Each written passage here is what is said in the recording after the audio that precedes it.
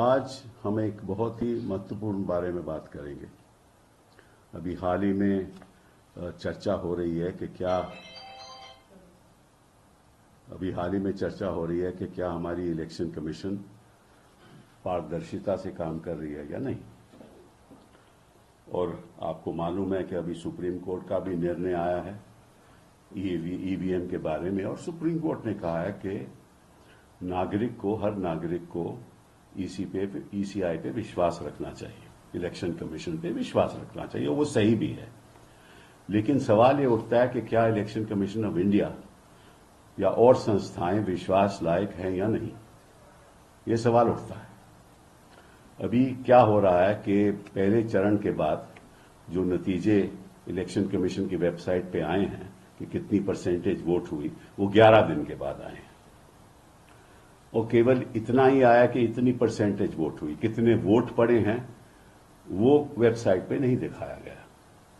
इसका कारण क्या है ये मैं नहीं जानता, और कुछ लोग कहते हैं कि इसमें कोई आपको विश्वास रखना चाहिए कि ये जो कहा गया है वो सही है। हम विश्वास रखेंगे, लेकिन इतना जरूरी है कि इलेक्शन कमीशन को एक प्रेस कॉन्फ्रेंस के द्वारा ये बताना चाहिए कि 11 दिन क्यों लग गए। क्योंकि मैंने कई पूर्व इलेक्शन कमिश्नर से बात की है, उन्होंने कहा है कि हम जब इलेक्शन कमीशन में थे तो तुरंत या तो उसी शाम को या अगले दिन सुबह वेबसाइट पे नतीजे आ जाते थे कि कितने लोगों ने वोट किया है। तो 11 दिन क्यों लगे। अब जब ये संदेह पैदा होता है तो निश्चित रूप से लोगों का विश्वास भी घटता जाता है। और आज की स्थिति, हिंदुस्तान की स्थिति ऐसी है कि कोई भी ऐसी संस्था नहीं है जिसपे लोगों को शक नहीं है, चाहे वो ईडी हो, चाहे वो सीबीआई हो, चाहे वो गवर्नर साहब हो, चाहे वो हमारे पार्लियामेंट में जिस तरह से कार्रवाई हो रही है चाहे वो हो। तो कोई भी ऐसी संस्था हिंदुस्तान में नहीं है जिसके बारे में नागरिक सोचता है कि कहीं सही तरीके से लोकतंत्र के आधार पे हमारा देश आगे नहीं चल रहा। लेकिन आज मैं आपको एक बहुत महत्वपूर्ण बात बताना चाहता हूं कि हमारे election commission representation of people's act में एक फॉर्म 17C होता है। फॉर्म 17C होता है, और वो फॉर्म जब चुनाव हो रहा होता है, देखो हर पार्लियामेंट्री कंस्टिट्यूएंसी में लगभग 1800 पोलिंग स्टेशन होते हैं। 1800 पोलिंग स्टेशन का मतलब 1800 पोलिंग एजेंट होते हैं, और 1800 पोलिंग एजेंट के पास फॉर्म सी होता है। और फॉर्म सी को भरा जाता है। उस फॉर्म सी में क्या क्या है मैं आपको बताना चाहता हूं। उसमें है कि पोलिंग स्टेशन का नाम क्या है, उस फॉर्म सी में लिखा जाता है। Identification number of voting machine क्या है, मतलब कि जो आपका कंट्रोल यूनिट है उसका आइडेंटिफिकेशन नंबर, जो आपका बैलेट यूनिट है उसका आइडेंटिफिकेशन नंबर, वो 17C में होता है। और कौन सा प्रिंटर यूज हुआ है वो भी आइडेंटिफाइड रहता है। फिर जो इलेक्टर्स हैं जिन्होंने मतदान दिया, कितने हैं उस कंस्टिट्यूएंसी में और कितनों ने दिया, ये उसमें शामिल होता है। कैंडिडेट का नाम शामिल होता है, कितने वोट कास्ट हुए वो शामिल होता है।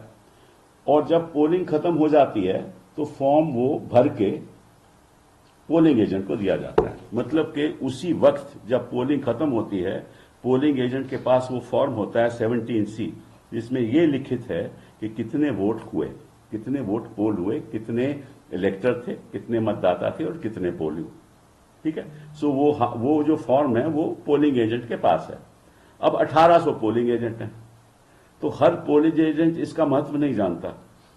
कुछ फॉर्म घुमा देते हैं, कुछ पार्टी को देते ही नहीं, तो पार्टी को पता नहीं रहता कि किस पोलिंग स्टेशन में कितने वोट हुए। ठीक है ना। लेकिन इस फॉर्म में सब कुछ शामिल है। कंट्रोल यूनिट का आइडेंटिफिकेशन नंबर, बैलेटिंग यूनिट का आइडेंटिफिकेशन नंबर, प्रिंटर का आइडेंटिफिकेशन नंबर, ये सब इसमें शामिल है। तो सवाल ये उठता है कि 17C फॉर्म इलेक्शन कमीशन अपनी वेबसाइट पे तुरंत क्यों नहीं देती? क्योंकि ये जो वहां अधिकारी बैठा है, जो 17C फॉर्म फिल करता है, कंप्लीट करता है, अपने सिग्नेचर देता है, तो वो फॉर्म तो इलेक्शन कमीशन के पास जाता है तुरंत।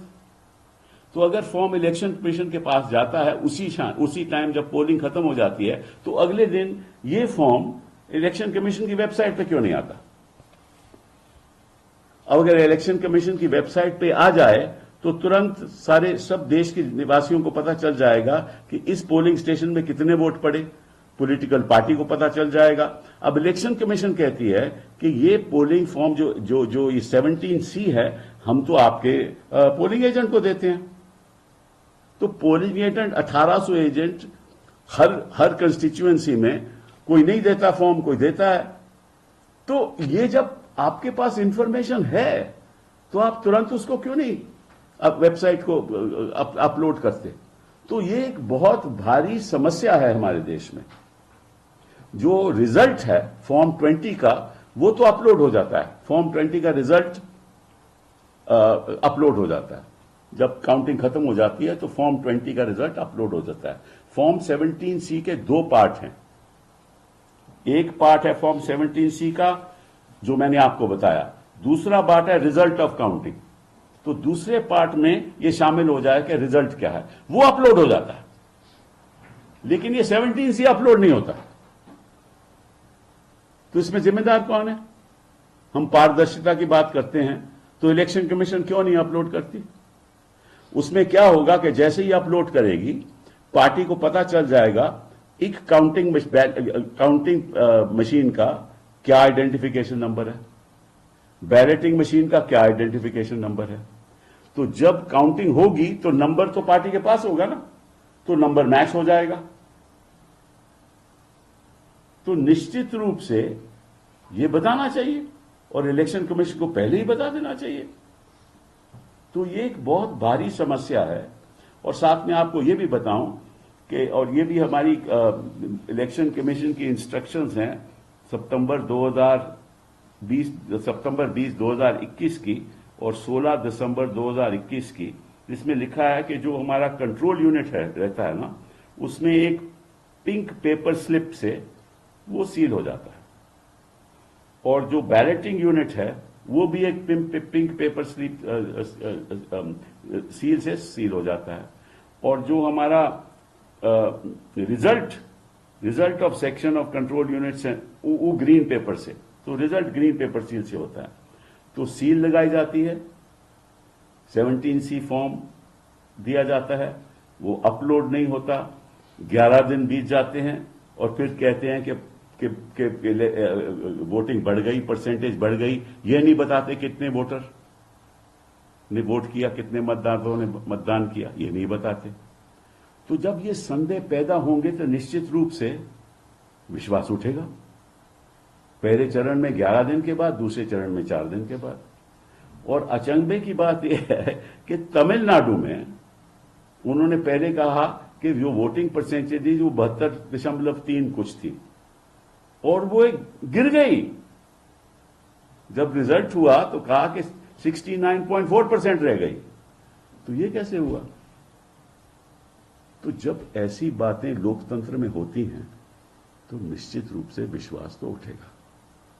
जब प्रधानमंत्री जी को नोटिस नहीं जाता अपने विवादित बयानों का और नोटिस नड्डा साहब के जाता है तो विश्वास उठेगा।